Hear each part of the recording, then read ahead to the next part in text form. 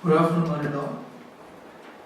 I think there's a small correction in the topic, perhaps there's a wrong print in the sheet that is given to ma'am. So the topic actually is the proliferation of special economic zones and policy economy in India. Case study of BASC has happened. This is the Brandex Industrial and Apparel Park that is there in Vizag. Partly my job was made easy by Mr. Kejriwal. Thanks for him.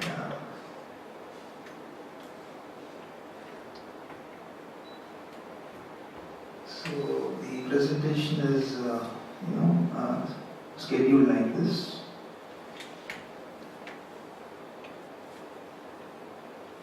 Look into the SEZs in India and overview. Primarily, this is SEZ is a geographical region that has economic laws which are more liberal than countries with economic laws. Many countries have special economic zones, so it's no doubt India has also got into the bandwagon. Now, India actually adopted this model called SEZs quite long ago, that is in 1965, as the name given at that time was Export Processing Zone. Now we need to understand this that after 48 years having adopted this model, what is that India has achieved out of this? China actually adopted in 1978, so they are actually behind us in that sense. So, but there are issues like that. But very interesting issues were brought up by Mr. Kejriwal also, so I would like to touch upon some of them part of the presentation. Today, correct, absolutely, yeah. So anyway, I have not put too much of data, which I think he has covered, so thankfully I doesn't have to skip anything much here. Primarily, if you look, 588 formally approved SEZs are there as on 2013, of which I belong to an institute which deals with fashion, so I am concerned with this particular study is concerned with the textile, apparel and wool sector SEZs that are there in India. So out of these 588, currently 170 they are operational, out of which 5 fall into the textile and apparel sector. We have seen significant growth in exports. Mind you, I think all of you are aware that currently India is in a very dire situation in terms of CAD, which is the current account deficit, primarily if you look at. So I think in that sense, India was desperate to have SEZs wherein we would like to promote our exports. Last 7 years, at least 2003, 4 to 9 and 10, we see there's a significant increase in exports. Definitely to an extent that was contributed by the special economic zones that we have in India. Andhra Pradesh, because my case study deals with a particular SEZ in Andhra Pradesh, significantly has the maximum number of approvals it has got ever since 2005 as far as SEZs are concerned. 109 is, this figure is much higher than any other state in India. One other important reason is that the government of India wants to increase the share of manufacturing in the gross domestic product from the current level of 15-16% to 25%, wherein they would like to generate about 100 million jobs, which is a tough task, and that too specifically in manufacturing sector. Because already we have IT boom in India and there are a lot of IT companies have come. But that's in service sector. But unless we have in the manufacturing sector, probably this the job creation in India may not be sustainable. So that was what the government of India is contemplating. If we look at especially the current operational SEZs in India related to apparel and textile, we have about, as you can see here, about 6 we have altogether, rather 5. And out of which one is in Andhra Pradesh. 2007, this was incorporated, and it's about now 6 years this SEZ is running. This is my case study, of course. So Kejriwal also pointed out that currently a very little landmass is allotted for SEZs in India, not very significant if we compare with some other countries, especially China and other countries. But I'll come back to that point. So primarily my study was the past 48 years, what exactly the SEZs have achieved, and what is the policy framework and imperatives perhaps needed a detailed review. Looking at SITP is primarily the scheme for integrated textile parks. This has come much before the SEZ policy that was incorporated way back in 2005 in India.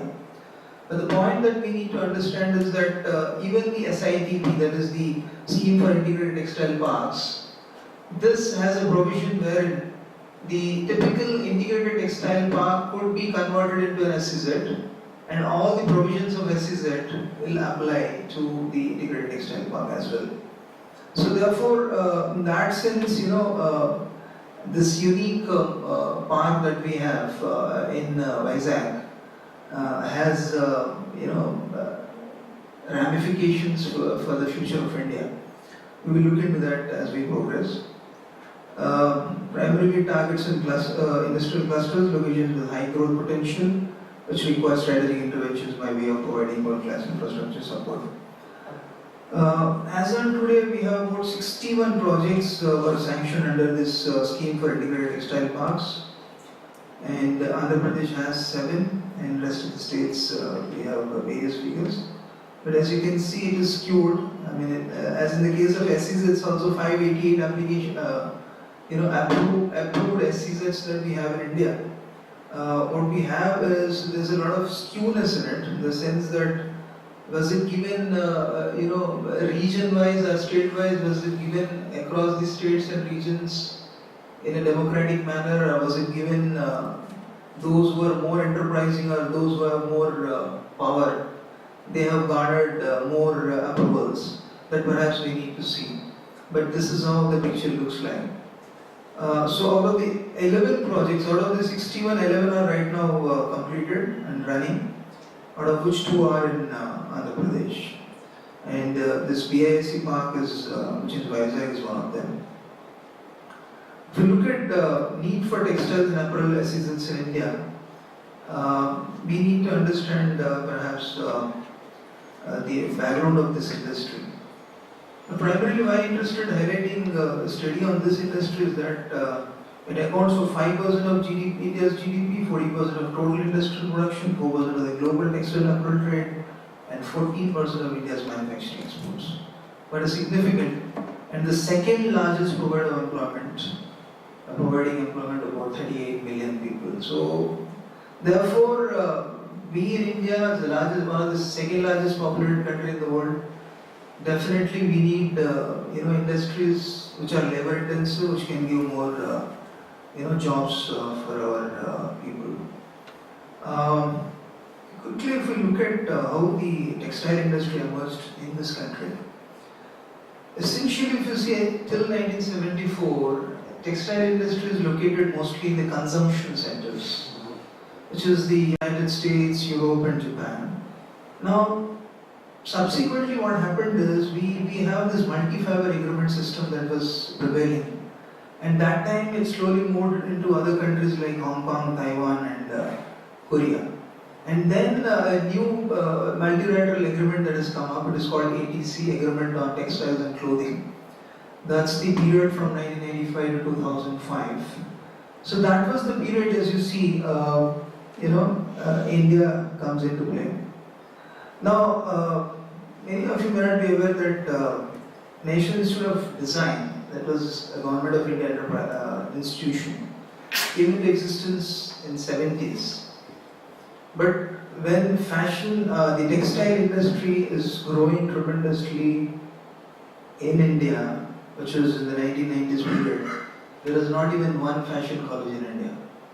So in 1986, the Government of India started this institute called National Institute of Fashion Technology. No doubt, as the industry grown, the institute has played a pivotal role in the professionalization of the industry as well. need for textiles, quite a number of global textile industry reports were made by some of the well-known consulting companies, as I quoted there. All of these are pointing out in the next 8 years period, definitely India is one of those countries where there is going to be tremendous activity in the textile sector, and therefore, in my view, there is a need for good SEZs that should come up in this sector in India.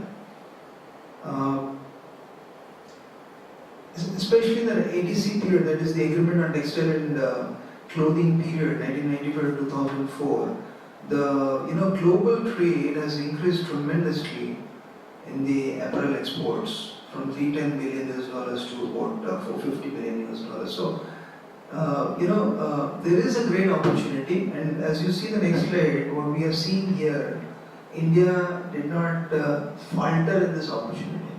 From 1995, our exports, especially in the textile and apparel sector, consistently they are growing.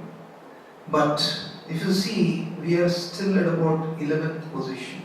See where is China standing and where India is standing. And which are the countries which are ahead of us in terms of textile and apparel exports? See, there are countries like Japan, Belgium, France, Taiwan, Korea. Small countries these are compared to India. And therefore, we have tremendous opportunities here. It's just that we need some new technologies, some enterprising people. Definitely, I think we can, do wonders in this sector, and it can help our job creation targets.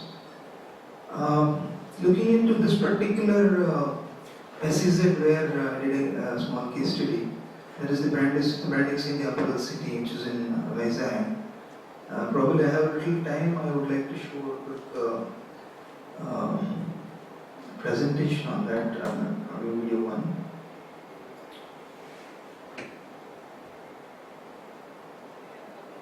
Yeah.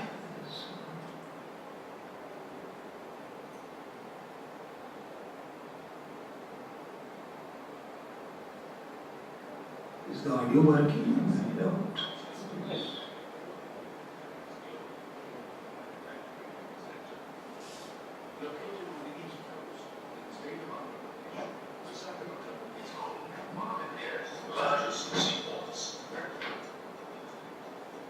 Just 50 kilometers south of Vizag lies Brandix India Apparel City, or BIAC, a breakthrough in India's apparel sector. BIAC is the only fully operational special economic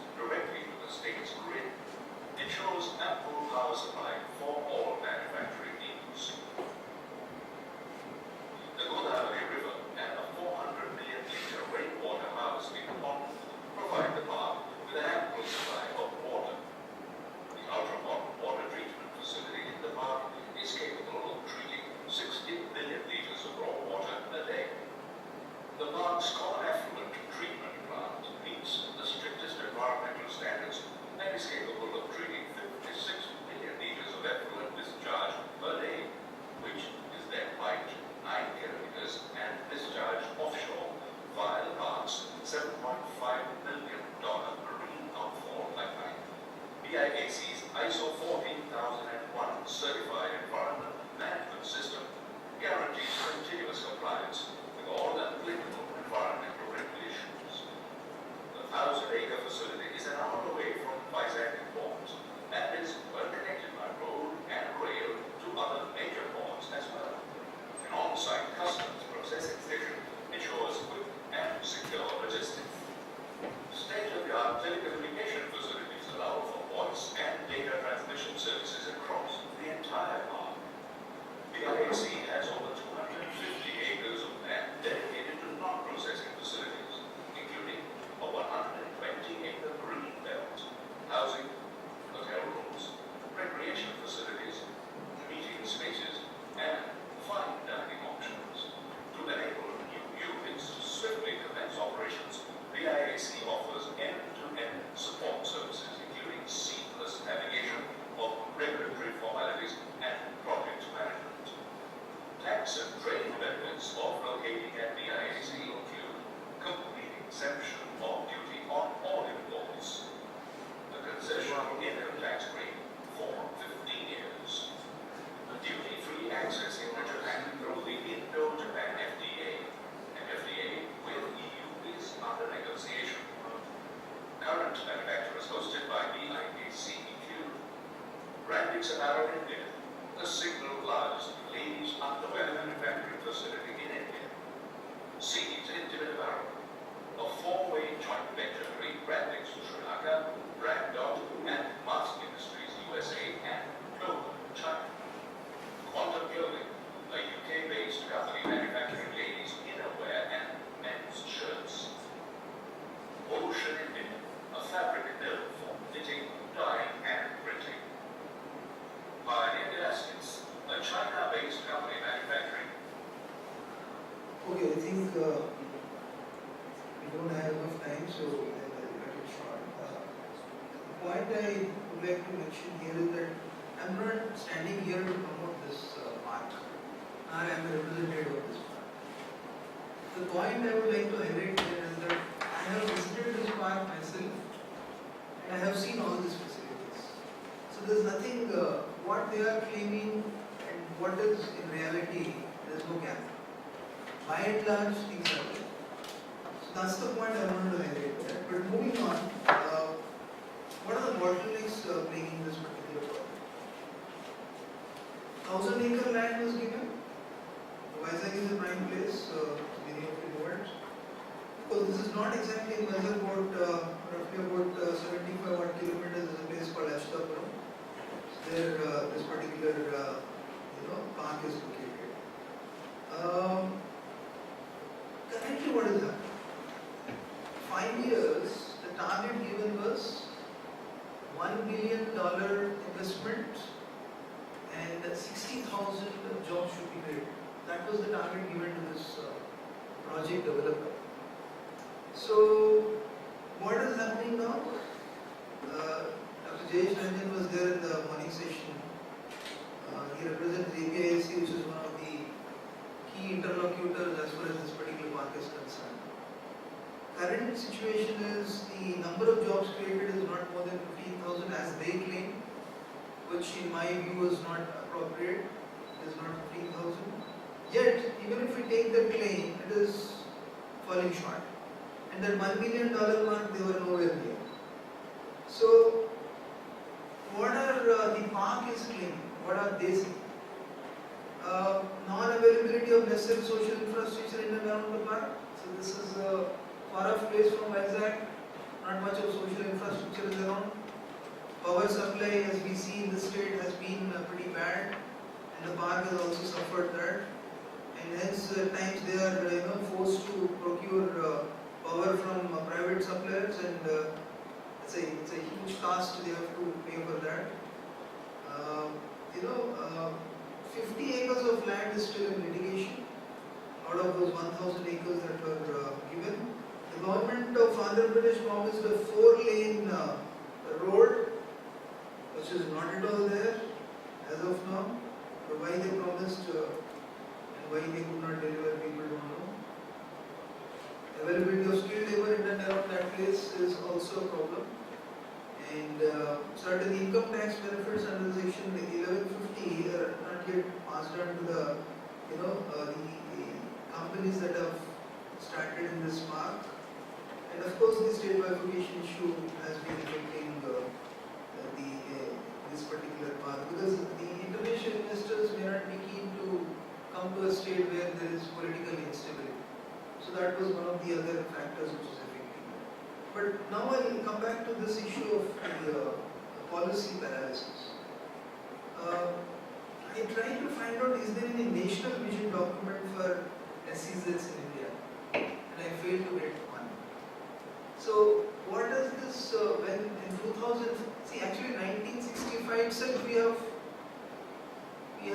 planned for a SEZ concept, although that's a EBZ concept, slightly different.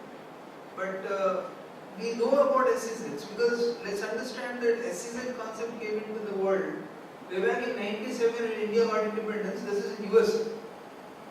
The US is the first country which came up with the SEZ. So it's a known concept there in the world. And in 2005, even when we formulated policy, are we not intelligent enough to come up with a policy which is, all pervasive, transparent, and helps the job creation that we intend to have. 5 versus 200, rather than I put it as 6 versus 200. So China has about 6 SEZs. India now has about 173, running SEZs in India. So we have huge numbers, but what China has achieved from 1978 to date, and what we have achieved with this is a problem.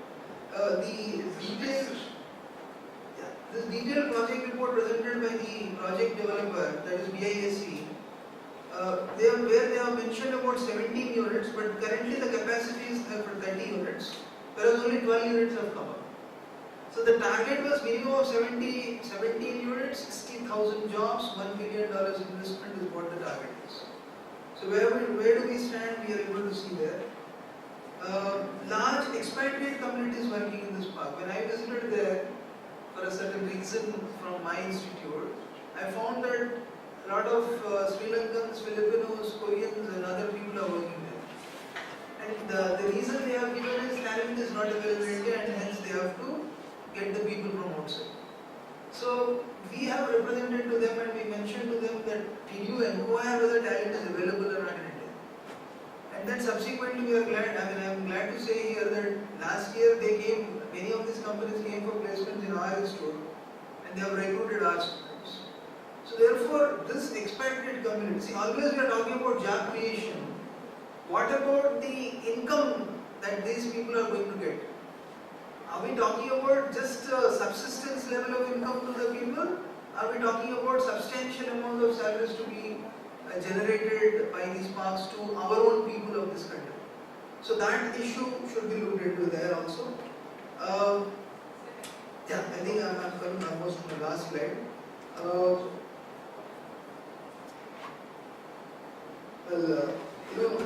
In my view, there has to be one national policy document for SEZs itself. We definitely have to have a talk with the local NGOs because they are unable to generate employment for the local people because local people are not in tune with the skills required for this kind of a park. So therefore, unless the stakeholders are involved, local stakeholders are involved, I don't think these kind of parks are successful. We are already seeing that in other parts of the country as well. I was mentioning about the salary aspect. The zonal administration standards need to look, and why the BOA, that is the Board of Approval. We have Board of Approval for all SEZs, which sits in Delhi. How much experience do they have to really see the day-to-day running of SEZs?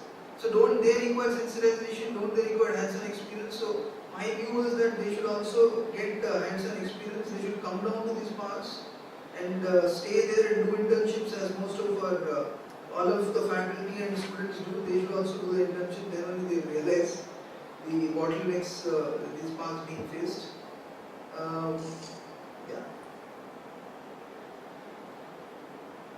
some other points which cost benefit analysis, of course, related to return, Mr. Kejriwal also pointed out. But then, conclusion, I would like to mention one point, that is, if not SEZs, what is the other alternative to here?